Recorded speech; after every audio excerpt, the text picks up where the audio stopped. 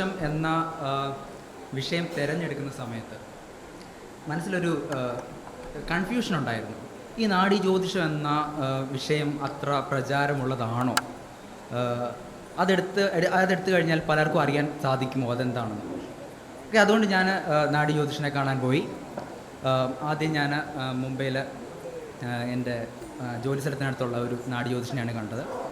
അത് ബുക്കിങ്ങിന് ശേഷം, അതായത് ഒരാഴ്ച മുന്നേ ബുക്ക് ചെയ്തതിന് ശേഷം. കഴിഞ്ഞ ശനിയാഴ്ച ഞാൻ തിരുവനന്തപുരത്ത് വന്നു. വിളിച്ചു, അദ്ദേഹത്തിനോട് ചോദിച്ചു കഴിഞ്ഞപ്പോൾ കിട്ടിയ ഉത്തരം കേട്ട് ഞാൻ അമ്പരന്ന് പോയി. ജനുവരി 2-ന് ശേഷം വരാൻ. കാരണം അന്ന് ഫുൾ ഡേ ബുക്കിംഗ് ആണ്.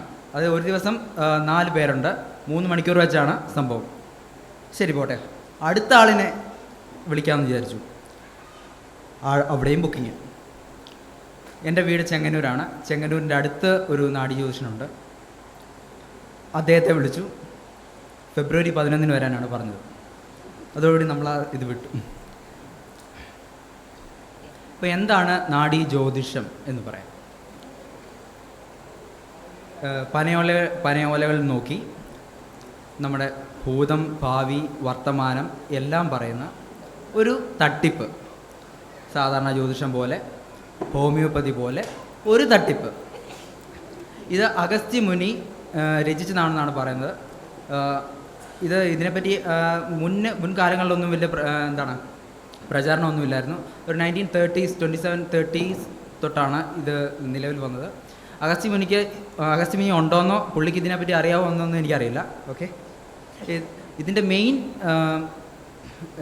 ആവാസ രംഗം അല്ലെങ്കിൽ ഇത് തുടങ്ങിയത് സൗത്ത് ഇന്ത്യ, നമ്മളുടെ തമിഴ്നാട്ടിലാണ്.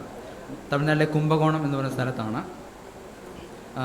അവിടെ വൈത്തീശ്വരൻ കോവിൽ എന്ന് പറഞ്ഞൊരു അമ്പലമുണ്ട്. അതിനെ ചുറ്റിപ്പറ്റിയുള്ള ജ്യോതിഷികൾ നടത്തുന്ന ഒരു മോണോപ്പൊളിയാണ്, ഒരു ഒരു ഹൗസ് ഹോൾഡ് തട്ടിപ്പാണ് നാഡീ ജ്യോതിഷം. ഈ നാഡി എന്ന് കേൾക്കുമ്പോൾ നമ്മൾ വിചാരിക്കും നമ്മുടെ ഈ നാഡീ വ്യൂഹങ്ങളാണെന്ന്. എന്നാൽ അതല്ല. നാഡി എന്ന് വെച്ചാൽ തിരയുക അല്ലെങ്കിൽ ഇൻ സെർച്ച് ഓഫ് എന്ന് മാത്രമേ ഉള്ളൂ. ഇതിൻ്റെ പ്രത്യേകത എന്ന് വെച്ചാൽ ഇലയില, പനയോലയില്ല, വട്ടെഴുത്ത് എന്ന് പറഞ്ഞ ലിപിയിലാണ് എഴുതിയേക്കുന്നത്. ഈ വട്ടെഴുത്ത് എന്ന് പറഞ്ഞ ലിപി ഇപ്പോൾ ഉള്ള ആർക്കും വായിക്കാൻ പറ്റില്ല. സാധാരണ ഒരു തമിഴിന് വട്ടെഴുത്ത് എന്ന് പറഞ്ഞ ലിപി വായിക്കാൻ പറ്റില്ല. ഒരുപാട് ഏൻഷ്യൻ്റ് ആയിട്ടുള്ള ഒരു ലിപിയാണ്. ഇത് 4000 കൊല്ലം മുമ്പ് നടന്ന പ്രവചനങ്ങളാണ് എന്നാണ് അവകാശവാദം. അപ്പോൾ ആദ്യം നമ്മൾ നാഡീ ജ്യോതിഷൻ്റെ എടുക്ക ചെന്നാൽ നമ്മളുടെ വിരലടയാളമാണ് എടുക്കുന്നത്. പുരുഷന്മാരുടെ വലതും സ്ത്രീകളുടെ ഇടതും. എന്തിനാണെന്ന് ചോദിക്കരുത്, അത് അവർക്കും അറിയില്ല, നമുക്കും അറിയില്ല. അപ്പം നമ്മളോട് ഇങ്ങനെ തുടർച്ചയായിട്ട് ചോദ്യങ്ങൾ ചോദിക്കും. ഒരു 10-200 ചോദ്യങ്ങൾ ചോദിക്കും. എന്നിട്ട് നമ്മളുടെ ഓല ഏതാണെന്ന് കണ്ടെത്തി അത് നമുക്ക് ബാക്കിയെല്ലാം പറഞ്ഞു തരും. അപ്പം ആ ശരിയായ ഓലയിൽ നമ്മളുടെ കംപ്ലീറ്റ് സാധനങ്ങളുണ്ട്. നമ്മൾ കെട്ടാൻ പോകുന്ന പെണ്ണിൻ്റെ പേര്, ഉണ്ടാകുന്ന കൊച്ചിൻ്റെ പേര് എല്ലാം ഉണ്ടെന്നാണ് അവർ പറയുന്നത്. ഓക്കെ, അപ്പം ഈയിടെ ഒരു പുതിയ സിനിമ ഇറങ്ങിയല്ലോ, ചന്ദ്രേട്ടൻ എവിടെയാണ് എന്ന് പറഞ്ഞൊരു സിനിമ. അതിനതിൽ നാഡീ ജ്യോതിഷത്തെ പറ്റി കാണിക്കുന്നുണ്ട്. മീഡിയ കുറച്ച് എക്സാജറേറ്റ് ചെയ്ത് കാണിക്കുന്നു എന്നതിൻ്റെ കൂടെ എക്സാമ്പിളാണ് അത്. ഇത് ഇങ്ങനെയല്ല എങ്കിലും ഞാൻ ആ വീഡിയോ കാണിക്കുകയാണ്. ഇത് കുറച്ച് എക്സാജറേറ്റ് ചെയ്തതാണ്. 3 മണിക്കൂറിലെ സാധനം ഇവരെ 1 മിനിറ്റിൽ കാണിച്ചിരിക്കുകയാണ്. ഓക്കെ, ഈ നാഡീ ജ്യോതിഷത്തെ പറ്റി കുറേ നിഗൂഢതകളുണ്ട്. ഒന്നാമത്തെ കാര്യം, ഇത് എഴുതപ്പെട്ട സമയത്തിൻ്റെ കാര്യം. യാതൊരു തെളിവുമില്ല. അവർ പറയുന്ന അവകാശവാദങ്ങളല്ലാതെ യാതൊരു തെളിവുമില്ല. രണ്ടാമത്തെ, ഇതിൽ പ്രചരിക്കുന്ന ഒരു കഥയാണ്.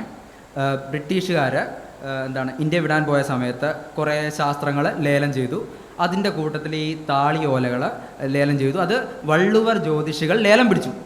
എന്നിട്ടത് അവർ കുലത്തൊഴിലായിട്ട് സ്വീകരിച്ചു. അതാണ് ഒന്നാമത്തെ കഥ. പ്രചരിക്കുന്നതാണ്, നമുക്ക് തെളിവൊന്നുമില്ല. രണ്ടാമത്തെ, തഞ്ചാവൂരിൽ സരസ്വതി മഹൽ ലൈബ്രറി എന്ന് പറഞ്ഞ ലൈബ്രറി ഉണ്ട്.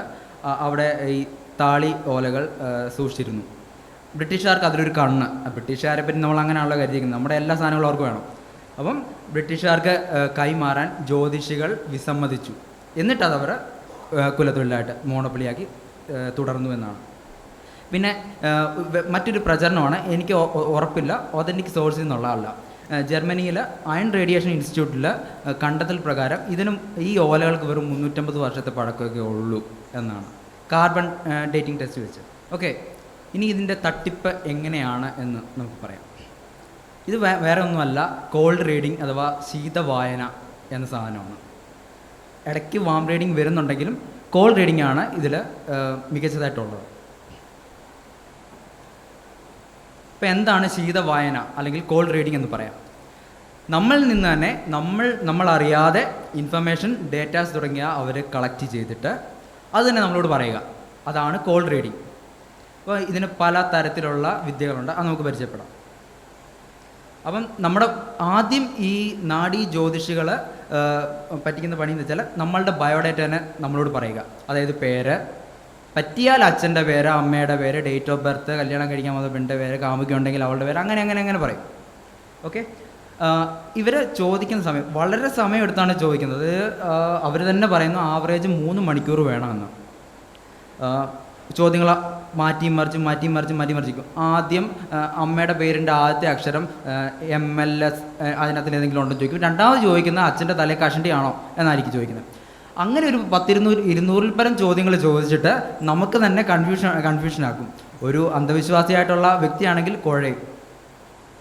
അങ്ങനെ പടിപടിയായിട്ട് അവർ നോട്ടുകൾ ഒന്നുകിൽ മനസ്സിൽ അല്ലെങ്കിൽ ബുക്കിൽ, ഇറ്റ് ഡിപ്പെൻസ്, അവർ നോട്ട് ചെയ്യുന്നു. അത് തന്നെ കോർത്തിണക്കിയ ഒരു കഥയായിട്ട് നമ്മളോട് പറയുന്നു. കുറേ ഡേറ്റാസ് കിട്ടിക്കഴിഞ്ഞാൽ കഥ ഉണ്ടാക്കാൻ മനുഷ്യന് വലിയ കാര്യമൊന്നുമില്ലല്ലോ. അപ്പം ഇതിൽ കോൾ റീഡിങ്ങിൽ നമ്മൾ ആദ്യമായിട്ട് പരിചയപ്പെടേണ്ട ഫോറർ പ്രഭാവം അല്ലെങ്കിൽ ബാനം എഫക്റ്റ് എന്ന് പറയും. ഇത് അല്പം സൈക്കോളജിയാണ്. ഞാൻ സൈക്കോളജിയിൽ വിദഗ്ധനല്ല, എങ്കിലും പറയാൻ ശ്രമിക്കാം. പൊതുവായ പ്രസ്താവനകൾ, ജനറൽ സ്റ്റേറ്റ്മെൻറ്റ്സ് കുറേ പറയും. അത് സ്പെസിഫിക്കായിട്ട് കാണാനുള്ള മനുഷ്യൻ്റെ മസ്തിഷ്കത്തിൻ്റെ ഒരു പ്രവണത, അതാണ് ബാനം എഫക്റ്റ്. ഉദാഹരണത്തിന് നിങ്ങൾ പലപ്പോഴും അരക്ഷിതാവസ്ഥ തോന്നാറുണ്ട്, പ്രത്യേകിച്ച് അപരിചിതരോടൊപ്പം. ഓക്കെ, പിന്നെ നമ്മുടെ രവിചന്ദ്രൻ മാഷ് മിക്കവാറും പറയുന്നതാണ് ആൾക്കൂട്ടത്തിൽ നിന്നാലും തനിയെ ഒരു ഫീലിംഗ് ഉണ്ടാകില്ലേ. അപ്പോൾ അതുപോലത്തെ ജനറൽ സ്റ്റേറ്റ്മെൻറ്റ്സ് വാരി വിതറുകയാണ്. അത് ഒട്ടുമിക്ക ആളുകൾക്കും അത് കറക്റ്റായിട്ട് തന്നെ തോന്നും. അടുത്ത ഷോർട്ട് ഗണ്ണിങ്. ഇത് അല്പം എക്സ്പീരിയൻസ്ഡ് ആയിട്ട് ആളുകൾക്ക് പറ്റുള്ളൂ. ഷോർട്ട് ഗണ്ണിങ് നമ്മളുടെ ഒരു പ്രവചനം എന്ന രീതിയിൽ ഒരു സ്റ്റേറ്റ്മെൻറ്റ് പറയുന്നു, നമ്മളുടെ റെസ്പോൺസ് അനുസരിച്ച് മുന്നോട്ട് പോകുന്നു. അതെങ്ങനെയാണ് അത് പോസിറ്റീവ് ആണെങ്കിൽ അതിനനുസരിച്ച് വളച്ചു കൊണ്ടുപോകുന്നു, നെഗറ്റീവ് ആണെങ്കിൽ അത് തിരിച്ച് കൊണ്ടുപോകുന്നു. ആ രീതിയിലാണ് സംഭവം. ഇപ്പോൾ എക്സാമ്പിളായിട്ട് നിങ്ങളുടെ കുടുംബത്തിൽ ഒരാൾക്ക് അസുഖമുണ്ട് തലയാട്ടുകയാണെങ്കിൽ അടുത്തത് ഹൃദയം, വൃക്ക. ഇപ്പോൾ ഹൃദയമായിട്ടാണെങ്കിൽ നമ്മുടെ തലയിൽ സ്ട്രൈക്ക് ചെയ്യും. അപ്പോൾ നമ്മളുടെ മുഖത്തൊരു എക്സ്പ്രഷൻ വരും, അപ്പോൾ ഹൃദയം തന്നെ. പിന്നെ അമ്മ, അമ്മുമ്മ, കൊച്ചച്ഛൻ എന്ന് പറഞ്ഞിട്ട് അടുത്ത് പോകും. എങ്ങനെയായാലും 4 കാലിലെ വീഴൂ. അത് ഈ ജ്യോതിഷത്തിൻ്റെ എല്ലാ കപടശാസ്ത്രത്തിൻ്റെ ഒരു കാര്യമാണ്. അടുത്തത് ഫിഷിംഗ്, ചൂണ്ടയിടൽ എന്ന് പറയാം. ഇത് കുറച്ചുകൂടെ മെത്തഡോളജി ഉള്ള സാധനമാണ്. കുറച്ചുകൂടെ സ്പെസിഫിക് ആയിട്ട് അവർ പറയും. നമ്മളുടെ കയ്യിലെ മോതിരം അല്ലെങ്കിൽ നെറ്റിയിലെ മുറിവ്, കണ്ണട ധരിച്ചിട്ടുണ്ടോ, പ്രായം അധികം തോന്നിക്കാതെ തന്നെ നരച്ചിട്ടുണ്ടോ എന്നതെല്ലാം ആളെ മനസ്സിലാക്കിയിട്ട് അതിനനുസരിച്ച് തരുന്നു. ഫോർ എക്സാമ്പിൾ, നെറ്റിക്ക് മുറിവുണ്ടെങ്കിൽ ആക്സിഡൻറ്റ് പറ്റിയതാണ് എന്നനുമാനിക്കാവുന്നതേ ഉള്ളൂ. അപ്പം പ്രായം അധികമില്ല, തലമുടിയിൽ നരച്ച ആളാണെങ്കിൽ ടെൻഷൻ അനുഭവിക്കുന്ന ആളാണെന്നൊക്കെ മനസ്സിലാക്കാൻ പറ്റും. പിന്നെ ചുമ്മാ അടിച്ചു വിടുക, ചെറുപ്പത്തിൽ ജലവുമായിട്ട് ബന്ധപ്പെട്ട ഒരു അപകടം ഉണ്ടായിട്ടുണ്ട് എന്നൊക്കെ അടിച്ചു വിടുക. അല്പം ബാനം എഫക്റ്റൂടെ ഇതിൻ്റെ കൂടെ ചേർക്കും. പിന്നെ റെയിൻബോ റൂസ്. ഇത് എങ്ങനെ വീണാലും ഇത് കറക്റ്റാണെന്ന് തെറ്റിദ്ധരിപ്പിക്കുന്ന ഒരു സൂത്രപ്പണിയാണ്. അതായത് പൊതുവായിട്ടുള്ള പ്രവചനം പറയുന്നതിനൊപ്പം അതിൻ്റെ എക്സ്ട്രീം കൗണ്ടറും ഇതിൻ്റെ കൂട്ടത്തിൽ തന്നെ പറയും. ഉദാഹരണമായിട്ട് നിങ്ങൾ വളരെ ആക്റ്റീവും സന്തോഷവാനും ഒക്കെയാണ്, പക്ഷെ ചില സമയത്ത് വളരെ അപ്സെറ്റായിട്ട് തോന്നും. 2 എണ്ണത്തിൽ ഏതെങ്കിലും ഒരെണ്ണം കറക്റ്റ് ആയിരിക്കുമല്ലോ. അല്ലെങ്കിൽ നിങ്ങൾക്ക് മറ്റുള്ളവർക്ക് ഗിഫ്റ്റ് കൊടുക്കാൻ വളരെ താല്പര്യമുള്ള വ്യക്തിയാണ്, പക്ഷെ ചില സമയത്ത് നിങ്ങൾ ഭയങ്കര വിചികനാണ്. ഇത് 2-ൽ ഏതെങ്കിലും ഒരെണ്ണം ആയിരിക്കും. അതിൻ്റെ പിന്നെ ഈ നമ്മളുടെ ഒരു സൈക്കോളജി അനുസരിച്ച് നമ്മൾ ഈ മിസ്സാകുന്ന പോയിൻറ്റ്സ് നമ്മൾ വിടും. എന്തെങ്കിലും പോസിറ്റീവായിട്ട് സ്ട്രൈക്ക് ചെയ്യുന്നതാണെങ്കിൽ അതേ കയറി പിടിക്കും. ഇപ്പോൾ 10 പ്രവചനത്തിൽ ഒരു 6 എണ്ണം തെറ്റി, 4 എണ്ണം കറക്റ്റാണ്. ആ 4 എണ്ണേ നമ്മൾ ശ്രദ്ധിക്കുള്ളൂ, ബാക്കി അങ്ങ് വിടും. ഫൈൻ ഫ്ലാറ്ററി, പുകഴ്ത്തൽ. നമ്മുടെ ഇത്രയും വിദ്യകളൊക്കെ എന്താണ് അഭ്യസിച്ച് ഏകദേശം ഓക്കെ ആയി കഴിഞ്ഞാൽ പിന്നെ ഇതിനകത്ത് വീഴും. അതായത് ഈ പുകഴ്ത്തുന്ന ഇഷ്ടമല്ലാത്തത് ആരാണുള്ളത്? എത്ര വിനയം ഉള്ള ആളാണെങ്കിലും പുകഴ്ത്തല്ല, മനസ്സുകൊണ്ടെങ്കിലും സന്തോഷിക്കും. പ്രത്യേകിച്ച് ദൈവത്തിൻ്റെ ഇടപെടൽ ഉള്ള എന്താണ് സ്ഥലം അല്ലെങ്കിൽ ഓല ആണെന്ന് മനസ്സിലാക്കി കഴിഞ്ഞാൽ തീർച്ചയായിട്ടും സന്തോഷമാകും. ഫസി ഫാക്ട്സ്, അവ്യക്തമായിട്ടുള്ള പൊതുസത്യം. അപ്പം എന്താണ് ആദ്യം വേഗമായിട്ടുള്ള ഒരു സ്റ്റേറ്റ്മെൻറ്റ് അല്ലെങ്കിൽ ഒരു ഫാക്റ്റ് ഒരു എന്താണ് രാജ്യത്തെയോ ഭൂഖണ്ഡത്തെയോ സംബന്ധിച്ച് തരുന്നു. പിന്നെ നമ്മുടെ എന്താണ് ഷോർട്ട് ഗണ്ണിങ് പോലെ തന്നെ ഇരയുടെ പ്രതികരണം അനുസരിച്ച് മുന്നോട്ട് കൊണ്ടുപോകുന്നു. ഇതിൻ്റെ വ്യത്യാസം എന്ന് വെച്ചാൽ ഇത് കുറച്ചുകൂടെ ഒബ്ജക്റ്റീവായിട്ടാണ്. എന്താണ് രാജ്യമായിട്ടോ ഭൂഖണ്ഡമായിട്ടോ നമുക്ക് ബന്ധമുണ്ടെന്ന് പറയുന്നു. പിന്നെ ആ ഭാഗത്ത് എന്താണ് നിന്ന് അനുകൂല പ്രതികരണം ലഭിച്ചതിന് ശേഷം അവിടുത്തെ പൊതു കാര്യമായിട്ട് ബന്ധപ്പെടുത്തി അവിടെ നമ്മുടെ കുഞ്ഞമ്മയുടെ മോനുണ്ടെന്ന്, അവിടെ ഭൂമികൾക്ക് ഉണ്ടായപ്പം അവൻ്റെ വീട് പോയെന്നോ അങ്ങനെ എന്തെങ്കിലുമൊക്കെ അടിച്ചു വിടുന്നു. അതെല്ലാം നമ്മളുടെ വിക്ടിമിൻ്റെ പ്രതികരണം അനുസരിച്ചായിരിക്കും. പിന്നെ നമ്മൾ ഈ നാഡി ജ്യോതിഷത്തെ പറ്റി പറയുമ്പോൾ നമ്മൾ ഇൻ്റർനെറ്റിലൊക്കെ സെർച്ച് ചെയ്ത് കഴിഞ്ഞാൽ ഈ വലിയ വലിയ എൻജിനീയർ ഡോക്ടറൊക്കെ പറയുകയാണ് വളരെ കറക്റ്റാണ്, വളരെ വളരെ കറക്റ്റാണ്, എല്ലാം നമ്മുടെ ജ്യോതിഷി എല്ലാം പറഞ്ഞു തന്നു. അപ്പം ഇതുപോലെ എനിക്കും ഉണ്ടായിട്ടുണ്ട് അനുഭവം. ഞാൻ ബോംബെയിലെ കാര്യം പറഞ്ഞല്ലോ. ഇതിനു മുമ്പ് അഭിലാഷ് എന്ന് പറഞ്ഞൊരു വ്യക്തിയുടെ ഒരനുഭവം നമ്മളുടെ പകിട 13-ൽ രവിചന്ദ്രൻ മാഷ് എഴുതിയിട്ടുണ്ട്. ഇപ്പം എൻ്റെ അനുഭവം എന്ന് വെച്ചാൽ ഞാൻ ബോംബെയിൽ ബുക്ക് ചെയ്ത് പോയിട്ടുള്ള കാര്യം പറഞ്ഞല്ലോ. അപ്പം പുള്ളിക്കാരന് 21-ാം തീയതി ഡേറ്റ് പറഞ്ഞു. എനിക്ക് ഹിന്ദി അറിയില്ല, ബോംബെയിൽ ആണെങ്കിലും എനിക്ക് ഹിന്ദി അറിയില്ല. അതുകൊണ്ട് ഞാൻ ഒരു ലോക്കൽ സപ്പോർട്ടിന് വേണ്ടിയിട്ട് മുംബൈ ഫെമിനിസ്റ്റ് അസോസിയേഷൻ, എത്തിക്സ് അസോസിയേഷൻ്റെ നിർമുക്ത എന്ന് പറഞ്ഞ കുറേ ഗ്രൂപ്പിൽ ഞാൻ പോസ്റ്റ് ഇട്ടു. മുംബൈയിലുള്ള ആരെങ്കിലും ഉണ്ടെങ്കിൽ എന്നെ ഒന്ന് സഹായിക്കണം, ഇന്നതുപോലെ ഡിബങ്ക് ചെയ്യാനാണ്. അപ്പം കുറച്ച് പേര് മുന്നോട്ട് വന്നു, ചിലർക്ക് പറ്റിയില്ല. അവസാനം ഒരു പെൺകുട്ടിയാണ് വന്നത്. അപ്പോൾ ഞാൻ വിളിച്ച് കാര്യങ്ങളെല്ലാം സംസാരിച്ചു, പുള്ളിക്കാരെ സമ്മതിച്ചു, ഡേറ്റ് ഫിക്സ് ചെയ്തു, പോയി. അപ്പോൾ ഞാൻ പറഞ്ഞു നമുക്കൊരു കളി കളിക്കാം. അതായത് ഞാൻ ഒരു ക്രിസ്ത്യാനിയായിട്ട് കൊന്തയിടും, നീ എൻ്റെ ഒരു കാമുകിയെ പോലെ അഭിനയിക്കണം. പുള്ളിക്കാരെ സമ്മതിച്ചു. ഞങ്ങൾ ആദ്യമായിട്ടാണ് കാണുന്നത്, ഞങ്ങൾക്ക് ഇതിനു മുമ്പ് ഒരു പരിചയമില്ല, ആദ്യമായിട്ടാണ് കാണുന്നത്. ആ നാഡി ജ്യോതിഷൻ്റെ എന്താണ് ഓഫീസിൻ്റെ മുന്നിലെ ബസ് സ്റ്റോപ്പിലാണ് ആദ്യമായിട്ട് കാണുന്നത്. ഞങ്ങൾ യാതൊരു പരിചയമില്ല, ഞങ്ങൾ ഫോണിൽ കൂടെ മാത്രം സംസാരിച്ചില്ല, ആ കുട്ടിയെ ഞാൻ കണ്ടിട്ട് പോലുമില്ല. ഓക്കെ, അപ്പം ഞങ്ങൾ പോയി പുള്ളിക്കാരൻ്റെ അടുത്ത് ചെന്നു. സാധാരണ പോലെ ഓലയുമായിട്ട് വന്നു, ഓലയുമായിട്ടൊക്കെ വന്നു. എൻ്റെ പേര് എന്താണെന്ന് എഴുതി കൊടുക്കാൻ പറഞ്ഞു, ഇൻഷ്യൽ ഇടാൻ പറഞ്ഞു. ഇൻഷ്യലിട്ടു, നമ്മുടെ വെള്ളടയാളം കൊടുത്തു. പുള്ളിക്കാരൻ പേര് പറ്റി ജാ സാ എല്ലാം പറഞ്ഞു. ജിതിൻ്റെ ജാ പറഞ്ഞു. അത് കഴിഞ്ഞിട്ട് വേറെ കുറേ ചോദ്യങ്ങൾ ചോദിച്ചു. ഞാൻ തെറ്റായിട്ടുള്ള ബോഡി ലാംഗ്വേജാണ് കൊടുത്തത്, പക്ഷേ കറക്റ്റായിട്ടുള്ള ആണ് പറഞ്ഞത്. പുള്ളിക്കാരൻ കൺഫ്യൂഷനായി, പിന്നെയും വന്നു. അവസാനം മുക്കിയും മൂളിയും പുള്ളിക്കാരൻ ജിതെന്ന് പറഞ്ഞു. പക്ഷേ എൻ്റെ അച്ഛൻ്റെ പേരാണ് പുള്ളിക്ക് കൺഫ്യൂഷൻ. ഞാൻ ക്രിസ്ത്യാനിയാണല്ലോ, ഒരിക്കലും മോഹൻദാസ് വരാൻ സാധ്യതയില്ല. ജോസഫ് പറഞ്ഞു, മാത്യു പറഞ്ഞു, തോമസ് പറഞ്ഞു. എൻ്റെ അച്ഛനെ ഇങ്ങനെ ഇടയ്ക്കിടയ്ക്ക് മാറ്റിക്കൊണ്ടിരുന്നപ്പോൾ ഞാൻ പറഞ്ഞു അല്ല ചേട്ടാ മോഹൻദാസ് ആണെന്ന് പറഞ്ഞു അവസാനം. അപ്പോൾ ഓക്കെ എന്ന് പറഞ്ഞു. അത് കഴിഞ്ഞിട്ട് പുള്ളിക്ക് അമ്മയുടെ പേര് കിട്ടിയില്ല, പുള്ളി അത് വിട്ടു. എൻ്റെ പ്രായം എന്താണ് 28 വയസ്സാണ് പറഞ്ഞത്, അത്രയൊന്നുമില്ല, 23 വയസ്സേ ഉള്ളൂ. പുള്ളിക്കാരൻ അവിടെയും തെറ്റി. പിന്നെ എന്താണ് അടുത്തതായിട്ട് എന്നെ ആ കുട്ടിയെ കണ്ടപ്പോൾ പുള്ളിക്കാരന് ഒന്ന് എന്താണ് ഫിഷ് ചെയ്തു. ഞാൻ എന്താണ് ഇൻ്റർകാസ്റ്റ് മാരേജ് നടക്കുമോ എന്നറിയാൻ വേണ്ടി പുള്ളിക്കാരനെ കാണാൻ വന്നതാണെന്ന്. അപ്പോൾ അതോടുകൂടി എല്ലാം കഴിഞ്ഞു. പുള്ളിക്കാരനൊന്നും പറയാനില്ല. ഞാൻ പറഞ്ഞു അല്ലെന്ന് പറഞ്ഞു, എനിക്കറിയില്ലെന്ന് പറഞ്ഞു ഈ കുട്ടിയെ, ഞാൻ ആദ്യമായിട്ടാണ് കാണുന്നതെന്ന് പറഞ്ഞു. അതോടുകൂടി പുള്ളിയുടെ കഴിഞ്ഞു. തമ്പിയുടെ ഓല ഇங்கே ഇല്ലേ, ഇവിടെ കുംഭകോണത്ത് പോകണം. ആയിക്കോട്ടെ, കുംഭകോണത്ത് പോകട്ടെ, ഞാൻ പിന്നെ വരാം എന്ന് പറഞ്ഞു. ഞാൻ അവിടെ സ്കൂട്ടായി. അപ്പോൾ ഇങ്ങനെയാണ് സംഭവങ്ങൾ. ഇപ്പം ഒരു വിശ്വാസിയാണെങ്കിൽ എല്ലാം സമ്മതിച്ചു കൊടുക്കും. ഇപ്പം മെയിനായിട്ട് ഇതിന് എന്താണ് നെഗറ്റീവായിട്ടുള്ള ടെസ്റ്റിമോണികൾ ഇല്ലാത്തതെന്ന് വെച്ച് കഴിഞ്ഞാൽ ഈ 1000 രൂപയൊന്നും കൊടുത്ത് തലയ്ക്കോളമുള്ള ആരും ഇയാളെ കാണാൻ പോവില്ല, സമയം കളയത്തുമില്ല. ഇതിനു മുമ്പ് ഡീബങ്ക് സൺ ടി വി ഡീബങ്ക് ചെയ്തിട്ടുണ്ട് ഇതിൻ്റെ ഓലകൾ എങ്ങനെയാണ് ഉണ്ടാക്കുന്നതെന്ന്. അതിൻ്റെ 3 പാർട്ടുള്ള വീഡിയോ ഉണ്ട്. അതിൽ 2 പാർട്ട് ആരൊക്കെയോ റിപ്പോർട്ട് ചെയ്ത് യൂട്യൂബിൽ നിന്ന് പറഞ്ഞ് 3ാമത്തെ പാർട്ട് മാത്രം കിട്ടിയിട്ടുണ്ട്. അത് എങ്ങനെയാണ് ഇവർ ഈ ഓലകൾ പഴക്കം തോന്നിപ്പിക്കുന്നത് എന്നെല്ലാം പറഞ്ഞിട്ടുണ്ട്. പിന്നെ ഇതിനെപ്പറ്റി ഞാൻ പ്രത്യേകിച്ച് പറയേണ്ട കാര്യമില്ലല്ലോ, ഇതിനകത്തിലെല്ലാം വ്യക്തമായിട്ട് പറഞ്ഞിട്ടുണ്ട്. നാഡീ ജ്യോതിഷത്തെ പറ്റി അധികം പറഞ്ഞിട്ടില്ലെങ്കിലും ബാക്കി എല്ലാത്തിനെ പറ്റിയും വ്യക്തമായിട്ട് പറഞ്ഞിട്ടുണ്ട്. ഇത് വായിച്ചു കഴിഞ്ഞാൽ സംഭവം എല്ലാം മനസ്സിലാവും. അതിന് രവിചന്ദ്രൻ സാറിനോട് പ്രത്യേക കടപ്പാടുണ്ട്. പിന്നെ ഇതിനകത്തിലെ ചില യുക്തി അല്ല അയുക്തി എന്താണെന്ന് നമുക്ക് നോക്കാം. ഇവർ പറയുന്നത് വെച്ചാൽ നമ്മുടെ അഗസ്ത്യ മുനി എല്ലാവരെയും പറ്റി എഴുതി വച്ചിട്ടുണ്ട്. അതായത് ഇതുവരെ മരിച്ചവർ, ജീവിക്കുന്നവർ, ഇനി ജനിക്കാൻ പോകുന്നവർ എല്ലാവരെയും പറ്റി എഴുതിയിട്ടുണ്ട് ഈ ചെങ്ങായിയുടെ കാര്യം. അപ്പം ഞാൻ ആ ജ്യോതിഷനോട് ചോദിച്ചു, ഇത്രയൊക്കെ എഴുതിയിട്ടുണ്ടോ, ഇതൊക്കെ എവിടെ വെച്ചിരിക്കുന്നു എന്ന് ചോദിച്ചു. നമ്മൾ അങ്ങനെയല്ല, അതായത് അഗസ്ത്യൻ അറിയാമായിരുന്നു ഇന്നപോലെ ഇവിടെ വരും. അതായത് മുംബൈയിലെ സാന്താക്രോസിൽ ഇതുപോലെ ബുക്ക് ചെയ്തിട്ട് ആളുകൾ വരും. അങ്ങനെ കർമ്മഫലം ഉള്ളവർ മാത്രമേ